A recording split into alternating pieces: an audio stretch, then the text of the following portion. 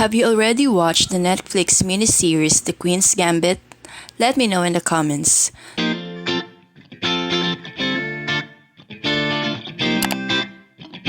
Set in the 1950s, it is the story of a young lady named Beth Harmon and her quest to become the world's greatest chess player.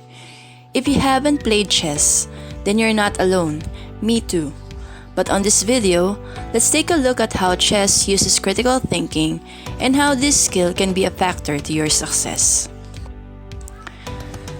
Hello, I'm Elena, the teacher behind my e-class in Bytes. Welcome back to this channel.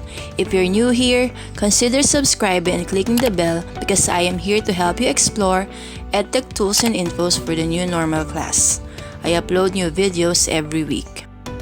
This is an episode in a series titled Achieve Success Using 21st Century Skills.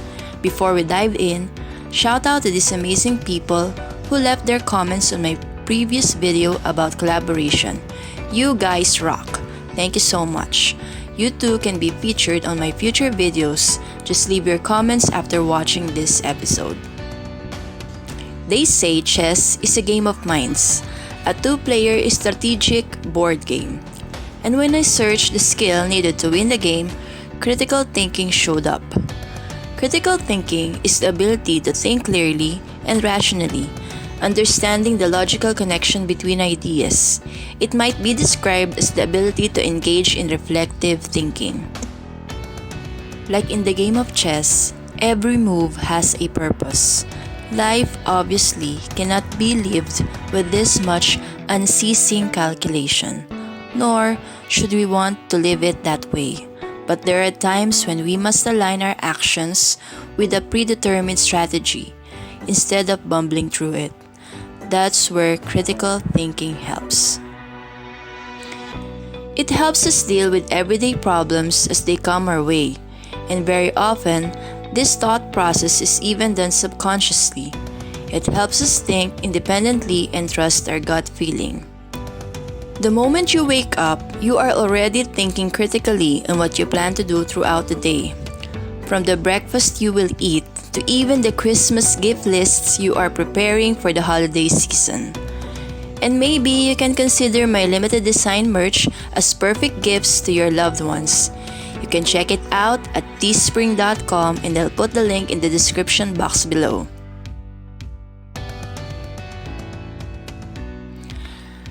Critical thinking is more than just important. It's one of the most crucial cognitive skills one can develop. Much of this important skill is encouraged to be practiced at school, and rightfully so. Critical thinking goes beyond just thinking clearly. It's also about thinking for yourself. When a teacher asks you a question in class, you are given the chance to answer for yourself and think critically about what you learned and what you believe to be accurate. When you work in groups and are forced to engage in discussion, this is also a great chance to expand your thinking and use your critical thinking skills.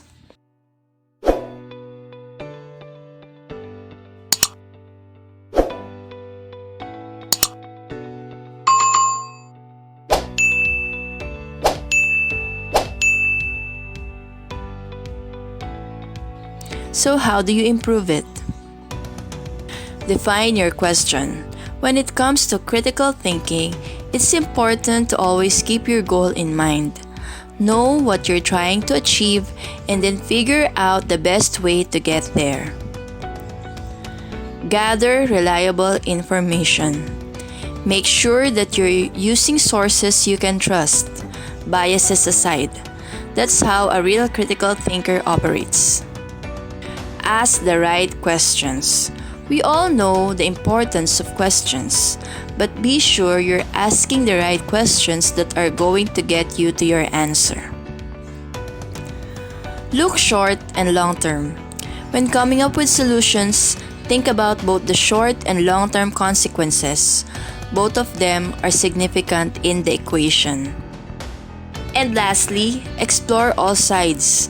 There is never just one simple answer, and nothing is black or white.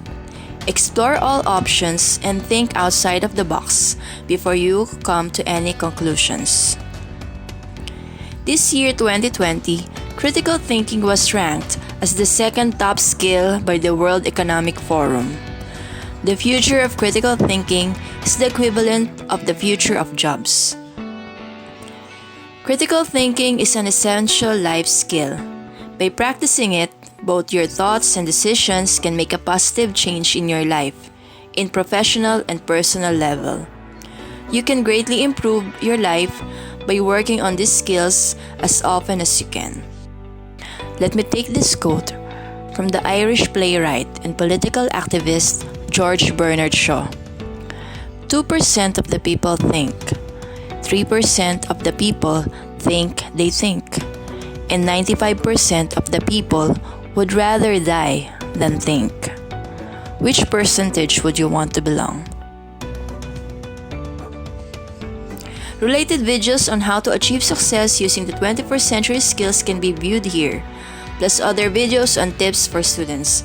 Make every choice better. Thanks for watching.